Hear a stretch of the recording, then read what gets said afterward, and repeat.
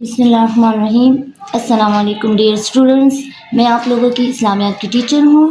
آج کا جو ہمارا ٹاپک ہے وہ ہے نبی کریم صلی اللہ علیہ وآلہ وسلم کے احادیث مبارکہ۔ تو اس سے پہلے ہم سیکھیں گے کہ حدیث کسے کہتے ہیں یا حدیث کیا ہے۔ تو بچے اس کے لیے ہمیں سب سے پہلے جو ہے وہ حدیث کا معنی جاننا ہوگا۔ تو بچے حدیث عربی زبان کا لفظ ہے جس کا مطلب ہے بات، کلام، خبر یا نیا واقعہ۔ یہ حدیث کا لغوی معنی ہو گیا۔ پھر اس کے بعد جو ہے ہم اس کی اصطلاحی تعریف پہ آئیں گے۔ پھر اصطلاح میں رسول اللہ صلی اللہ علیہ وآلہ وسلم کے قول، فعل، تقریر اور آپ صلی اللہ علیہ وآلہ وسلم کی صفات و احوال کو حدیث کہتے ہیں۔ پھر ہمارے پاس حدیث کے 3 بڑے حصے آتے ہیں۔ جو پہلے نمبر کا ہے وہ ہے قول، جو بات آپ صلی اللہ علیہ وآلہ وسلم نے اپنی زبان مبارک سے فرمائی ہو اسے قول کہتے ہیں۔ پھر دوسرا حصہ ہے فعل، جو کام آپ صلی اللہ علیہ وآلہ وسلم نے کیا ہو اسے فعل کہتے ہیں۔ پھر تیسرا حصہ ہے تقریر، یعنی جو کام آپ صلی اللہ علیہ وآلہ وسلم کے سامنے ہوا ہو اور آپ صلی اللہ علیہ وآلہ وسلم نے اس پر خاموشی اختیار کی ہو، یعنی منع نہ کیا ہو۔ مختصراً یہ کہ حدیث نبی کریم صلی اللہ علیہ وآلہ وسلم کی زندگی کا عملی نمونہ ہے، جو قرآن کے بعد اسلام کا دوسرا بڑا ماخذ ہے۔ ماخذ یعنی وہ جگہ جہاں سے کوئی چیز حاصل کی جائے۔ اب جو ہمارے کلاس 8 کے کورس میں جو پہلی حدیث ہے اس پر ہم آئیں گے اور اس کو سمجھیں گے۔ تو وہ ہے افضل الاعمال لا الہ الا اللہ و افضل الدعاء الاستغفار۔ ترجمہ: سب سے زیادہ فضیلت والا عمل لا الہ الا اللہ اور بہترین دعا استغفار ہے۔ اب ہم اس کی وضاحت پہ آئیں گے۔ تو بچے اس حدیث مبارکہ کے ہمارے پاس 2 حصے ہیں۔ پہلے حصے میں اللہ تعالیٰ کی توحید کے اقرار کو سب سے زیادہ فضیلت والا عمل قرار دیا گیا ہے، جبکہ دوسرے حصے میں استغفار یعنی اللہ کے حضور اپنی غلطیوں اور گناہوں کی معافی طلب کرنے کو سب سے زیادہ فضیلت والی دعا جو ہے قرار دیا گیا ہے۔ حدیث مبارکہ کے پہلے حصے میں ارشاد ہے افضل الاعمال لا الہ الا اللہ، یعنی اللہ کے سوا کسی دوسرے کو الہ نہ ماننے کا اقرار اور اپنے عمل سے اس عقیدے کا اظہار سب سے زیادہ فضیلت اور عظمت والا عمل ہے۔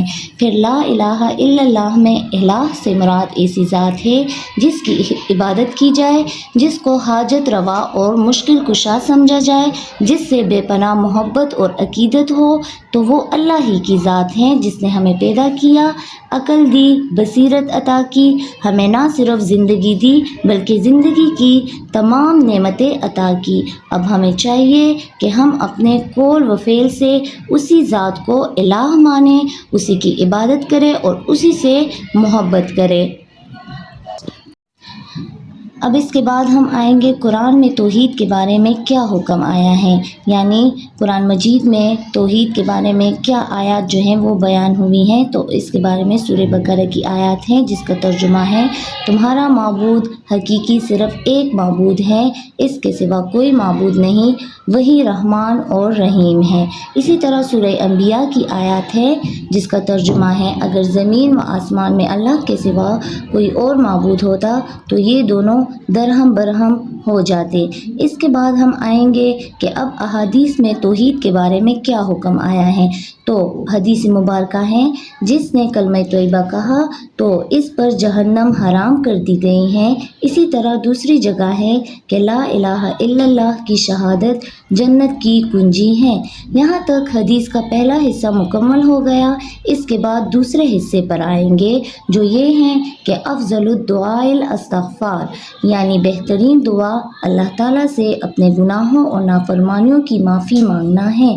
انسان بعض اوقات دنیا کی ظاہری رنگینیوں میں کھو کر اپنے خالق و مالک کی رضا کے خلاف کسی غلطی یا گناہ کا ارتکاب کر بیٹھتا ہے۔ لہٰذا اللہ کو الہ ماننے کا تقاضا یہ ہے کہ انسان اپنی غلطی یا گناہ پر نادم و شرمندہ ہو کر اللہ تعالیٰ سے معافی مانگ لے، کیونکہ اخروی نجات اس وقت ممکن نہیں ہے جب تک اللہ ہماری غلطیوں اور گناہوں کو معاف نہ کر دے۔ اب اگر کوئی بندہ اللہ کی نگاہ میں پسندیدہ اور محبوب بننا چاہتا ہے تو اسے چاہیے کہ چلتے پھرتے، اٹھتے بیٹھتے دل و جان سے لا الہ الا اللہ اور استغفار کا ذکر کرتا رہے۔ اب قرآن میں استغفار کے بارے میں کیا حکم ہے؟ تو قرآن اور استغفار یعنی قرآن میں ارشاد ہیں ترجمہ اور اللہ سے مغفرت طلب کیا کرو، اسی طرح دوسری جگہ ارشاد ہیں استغفار سے دلوں کو بڑا اطمینان حاصل ہوتا ہے۔ اب استغفار کے بارے میں احادیث میں کیا حکم ہے؟ تو خوشخبری ہے اس شخص کے لیے جس کے نامہ اعمال میں کثرت سے استغفار موجود ہو۔ اسی طرح ایک دوسرا حدیث ہے یعنی گناہ سے توبہ کرنے والا شخص ایسا ہی ہے جیسے اس نے جو ہے وہ گناہ کیا ہی نہ ہو۔ یہ ہے ہماری آج کی کلاس، امید کرتی ہوں آپ لوگوں کو سمجھ آ چکی ہوں گی۔ شکریہ۔